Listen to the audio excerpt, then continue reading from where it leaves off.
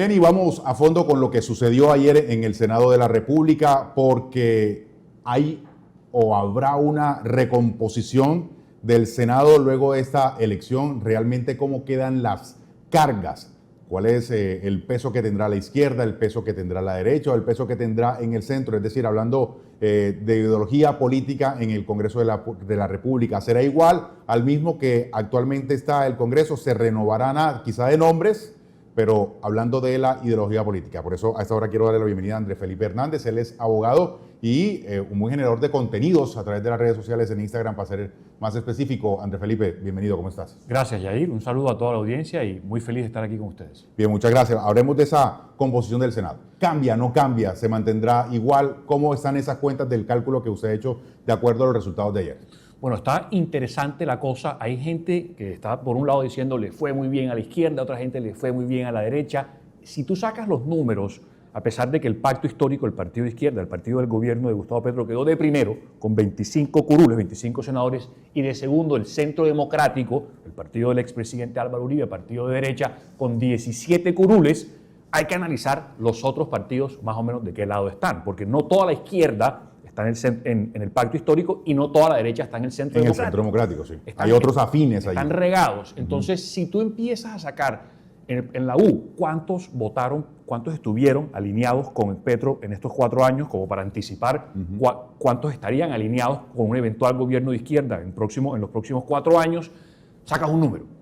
Y así lo haces con el Partido Liberal, con el Partido Conservador. Al final de cuentas, termina saliéndote un panorama más o menos de 50-50. Por ejemplo, en el Partido... Es decir, sigue polarizado el Congreso. Sigue muy dividido. Ninguno de los dos tiene una gran mayoría. Y hay una particularidad aquí, y es que el próximo gobierno, que va a tener que llegar a negociar con estos senadores esas mayorías, no va a contar con la misma holgura financiera, fiscal, con la que tiene este gobierno, porque se viene... Dicen los economistas que saben que se vienen las vacas flacas. Apretarse el cinturón. Así es, así es. Es decir, hay menos cómo aceitar la maquinaria del Congreso para que pasen proyectos. Hay menos cómo darle el manejo político, cómo convencer, cómo sobarle la espalda a algunos congresistas. Entonces, va a estar más apretado a la hora de... Además, el tema que le preocupa a mucha gente es el tema de la Asamblea Constituyente, que es un tema que necesita aún más cariño, ¿no?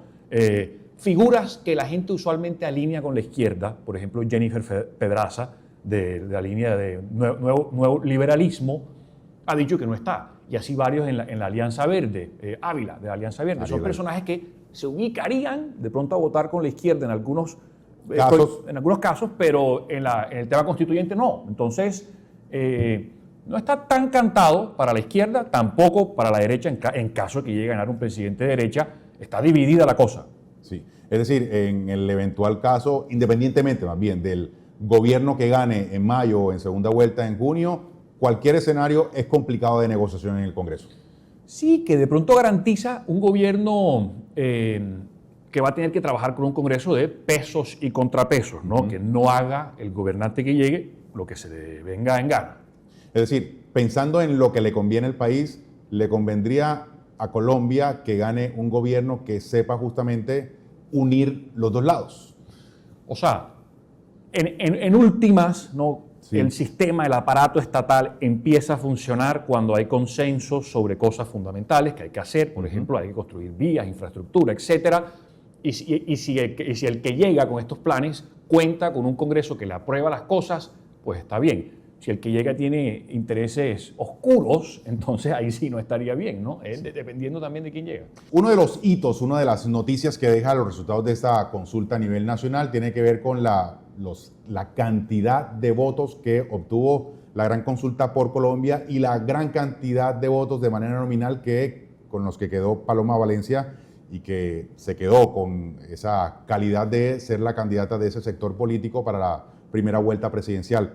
Andrés Felipe, sigo contigo y quiero que nos des ese punto de vista frente a qué significa esto para el país, esa victoria en las consultas de Paloma Valencia. Sí, me llamó muchísimo la atención que a pesar de que voces influyentes, como el mismo presidente, Gustavo Petro, y como el candidato que puntea en las encuestas por la derecha, Abelardo de la Espriella, llamando a no votar en las consultas, hayan sacado 6 millones de votos. Tampoco los partidos que le llaman tradicionales, liberal, conservador, estuvieron muy emocionados con el tema de la consulta, y la consulta en la que ganó Paloma Valencia sacó más de 6 millones de votos. Importante, Paloma sacó casi 3 millones de votos, casi el doble de lo que sacó Iván Cepeda en octubre. No son comparables. Sí, son dos momentos diferentes. Eso no son comparables. La aritmética ahí no funciona. No funciona, pero igual sí puede generar una especie de momentum, una especie de ola en la que, oye, mira, ya hay una tercera, ¿no? De los 2 caballos que estaban corriendo la carrera, puede que se sume ese tercer caballo, pero, y aquí es donde está el tema clave, dependiendo de quién escoja como su fórmula vicepresidencial, y aquí es donde entra a jugar el tema de Oviedo, que quedó de segundo, votación sorpresa. Parece que le ayudó un poco la peleilla que tuvo con Abelardo por el video, que parece que como se burló y tal.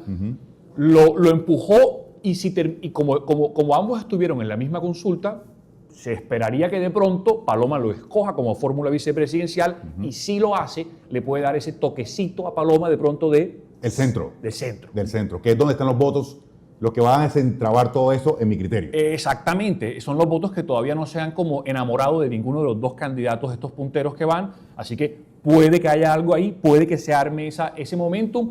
La clave está en quién escoge de vicepresidente. Y ahí entonces Abelardo de la Espriella, que es el candidato de acuerdo a las encuestas pasadas, porque ya hoy es un corte de cero otra vez. ¿Qué pasa con ese candidato de la también derecha? Bueno, eso es lo que hay que ver ahora. Hay que ver cómo empiezan a salir las encuestas. Yo monté un video anoche sobre este tema y la gente me cayó encima. ¿Por qué? ¿Qué dijo? Yo voté por Paloma, pero en el fondo voy a votar por Abelardo. Mucha gente... Puede ser una dualidad. Puede ser así, como que... Una pelea entre usted mismo. Sí, exacto. Como yo lo hice pero yo estoy con Abelardo. Ok, de acuerdo. La pregunta es qué va a decir esa misma gente cuando Paloma empiece a subir en las encuestas y de pronto se empate empiece a caer Abelardo. Y se empieza a caer. Si Paloma termina siendo una mejor opción para vencer a Iván Cepeda en esta estrategia del votante de derecha, van a seguir divididos. O aferrados a Abelardo. Pues es la gran pregunta, es como la posibilidad que se ve aquí de que se cree esta ola, este momentum que, si lo sabe capitalizar, puede ser una opción. Sí, es que esto de tema de las elecciones, y puede sonar muy agrio, pero realmente, y los vendedores y los comerciantes saben eso. Eso es como, y eso es una técnica que utilizan los vendedores de carros, por ejemplo. Hay que aprovechar el momento en que el comprador entra al concesionario para que de inmediato, con la emoción que produce el olor, el carro, lo compre enseguida. Claro. Es decir, que se sostenga esa emoción a lo largo del tiempo. Lo que pasa es que son más de 2 meses y medio de sostenerla, a ver si esa misma emoción de hoy es la misma que está para el día 30, finales de mayo, en día de la primera vuelta. Sí, ese es el riesgo o la posibilidad que se despierta con esto. O sea, no es que vaya a pasar, sí, pero lo que tenemos hoy es la posibilidad de que esto pase, cuando antes la gente estaba como ya resignada a que solamente habían 2 opciones. Así que interesante lo que acaba de hacer Paloma Valencia.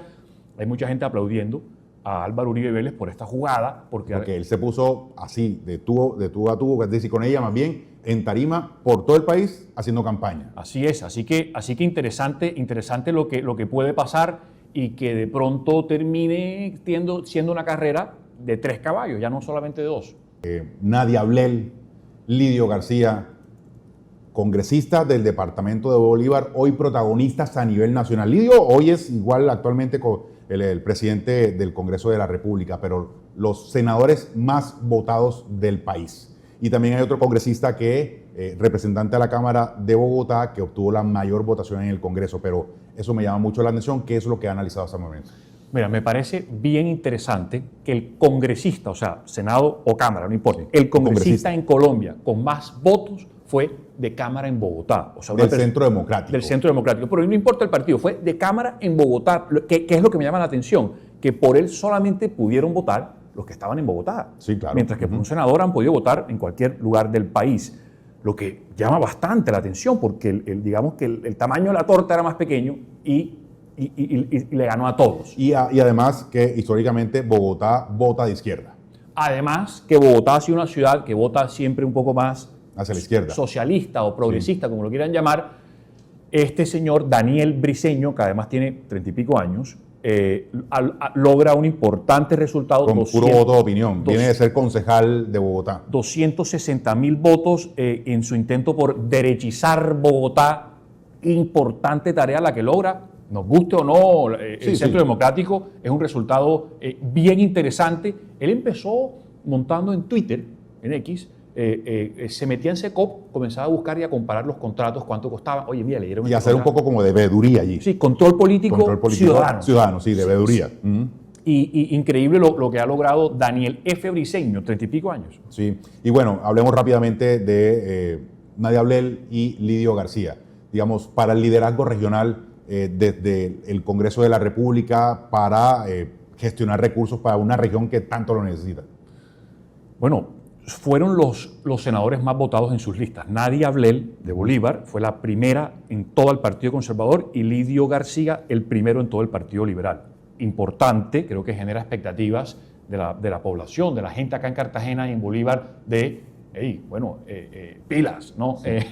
Una gran responsabilidad. Una gran responsabilidad. Sí. Interesante que Lidio en Cartagena, a pesar de que Nadia sacó más votos que él en general, Lidio en Cartagena sacó más votos que Nadia. Lo que de pronto... Sí, Nadia los tiene más repartidos en el departamento y también en otras zonas del país. Así es. Y a ustedes les sonarán nombres como el famoso Pechi Player o Felipe Saruma en el Atlántico, dos que hicieron unas muy llamativas campañas, pero que se quedaron en el camino, se ahogaron, se quemaron, de acuerdo como usted le quiera decir. Usted también tiene esos datos muy puntuales que llaman la atención, porque yo, digamos, que soy de los que a mí me gusta el tema legislativo por mi actividad periodística hace muchos años y considero que la gente debe elegir gente idónea para el Congreso de la República. Es decir, para la función que tienen, para los salarios que tienen, para la responsabilidad que tienen, se necesitan unas personas con cierto nivel de preparación y experticia para que le sirvan al país en términos generales, para cumplir siempre las únicas dos funciones que tienen los congresistas, es leyes y reformas constitucionales y control político, duro, servir ese contrapeso al Ejecutivo. Así ¿Usted es. qué puede decir sobre los influencers? Bueno, me ha llamado muchísimo la atención porque creo que habían altas expectativas sobre los resultados de estos influencers. Mucha gente dijo, ok, si tienen 500.000 seguidores en redes, pues van a sacar... Capitalícelos en los votos, a ver. Capitalícelos en los votos, y no fue así. Pechi Players, Edwin Brito, creo que es su nombre real, tiene 460.000 seguidores en redes, sacó 24.000 votos. Andrés Saruma, este fue el más llamativo, tiene 5 millones de seguidores en redes sociales, en Instagram, específicamente tendrá más en TikTok y en las otras, sacó 44.000 votos. Curioso. Era cámara en Atlántico, pero bueno. Beto Coral, que también fue bastante... Ese es de la izquierda. Ese es de la izquierda y está afuera del país. Aspiraba a la curul de extranjeros. Tiene 135.000 seguidores y sacó 4.000 votos. Laura Gallego, de pronto te acuerdas, señorita Antioquia, polémica en algún momento. Ya. Por lo de la bala. Por lo de la bala, que Petro le puso un tuit muy bonita por fuera, como diciéndole que por dentro de pronto no. Sacó 4.000 votos y tiene seguidores 96.000 en Instagram. Lo que llama bastante la atención. Sí hubo influenciadores que entraron. En Salvación Nacional hay uno. Bueno, JP empezó como un influencer y ahí termina siendo también uno de los más votados a nivel nacional. Sí lo hay. En la lista del Pacto Histórico entraron también, solo que ellos tuvieron el episodio de que ellos hicieron como unas elecciones antes. Ah, bueno, sí, eso ayuda. Y después ya estaban en la lista. lista. Estaban en la lista cerrada. Entonces entraron. No había forma como de medirlos puntualmente para el caso de las elecciones de ayer. Exactamente, pero yo creo que en general se manda un mensaje de la gente en Colombia de pronto sí valora un poco de preparación y un poco de trabajo político, un trabajo más serio, ¿no? Nada está escrito. Así es. Ni por más redes sociales que tengas. Así es. No, aplica para algunos y no para otros. Sin decir que el trabajo de ellos no se hace, sea en serio, pero de pronto la gente quizás a Pechi Players le parezca... más, digamos, un personaje para otro tipo de circunstancias, de escenarios. Así es, así es. Y los pesos pesados de la política que tampoco alcanzaron. También me llamó muchísimo la atención ver nombres como Jorge Enrique Robledo, por ejemplo, que fue un personaje que sacó... Yo lo entrevisté acá y yo asumí, porque además en la época en la que Uribe fue senador, Uribe sacó 500.000 votos. Y después el segundo congresista con más votación fue él con 260.000 50.000 Por votos ahí, aproximadamente. Y yo no iba a sacar esa cantidad, pero yo pensaba que sí iba a lograr una cantidad importante, por lo menos unos 120.000 votos que le asegurara a Curul. Pero no le Me dio. llamó muchísimo la atención Robledo, me llamó muchísimo la atención Angélica Lozano, que además tiene a su pareja aspirando a la presidencia. Su pareja fue Vienen de ser hace 2 años la alcaldía de Bogotá. Administración de Bogotá. Lucho Garzón, exalcalde de Bogotá, también un nombre que... Horacio José Serpa, el hijo de Serpa. De Santander también, con muchos votos allá. Muchos votos allá. Richard Aguilar, También. ex gobernador de Santander. María Paz Gaviria, hija de César Gaviria, que es el director. El Partido Liberal. El Partido jefe Liberal. del Partido Liberal. Jefe del Partido Liberal. Carlos Fernando Motoa, cabeza de línea. De Cambio Radical. Cabeza de lista de Cambio Radical. Cambio Radical en general. No le fue bien. Se siente la ausencia de Germán Vargas. ¿Sí? José David Name. Del partido. De la U. De la U, perdón, en el Atlántico. Política de vieja data en el Atlántico. Polo Polo. Polo Polo. También me llamó Muy la atención. llamativo. Ahí se notó que perdió, digamos, el alejamiento que tuvo de María Fernanda Cabal. De Cabal, sí, su alianza con Cabal. Lina Garrido, la del sombrero. La del sombrero, llanera ella. Llanera que le hizo fuerte oposición en los últimos años a Petro. Sí, se hizo muy viral con el discurso del Estatuto de la Oposición que dio, y uno la veía muy mediática. Muy activa, sí. Salía bastante, uno decía, oye, ¿qué pasó aquí?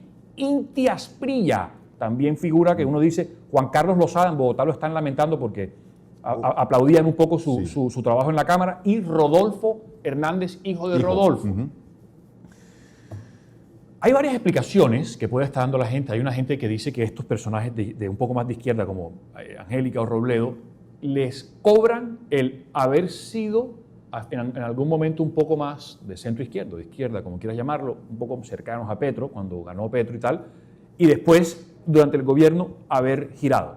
Eso fue como una crítica que escuché por ahí, pero eso no aplicó para otros, porque a Jennifer Pedraza se podría decir algo similar también. Entonces, no sé por qué está pasando esto, de pronto no hicieron el trabajo bien, las comunicaciones, si tú veías los videos de Angélica, de Robledo, o hace máquina o hace muy bien la comunicación, pero no, pero... En todo caso, por más creo que segura tengas una elección, no hay que dejar de ser campaña. Y quizá algo falló evidentemente en sus campañas, que no pudieron seguir capitalizando esos votos que tenían y ese trabajo que vinieron haciendo de manera activa dentro del Congreso. Andrés Felipe, te agradezco mucho. Muchas gracias, Yair. Gracias a todos y saludos por tenerme aquí. Muchas gracias.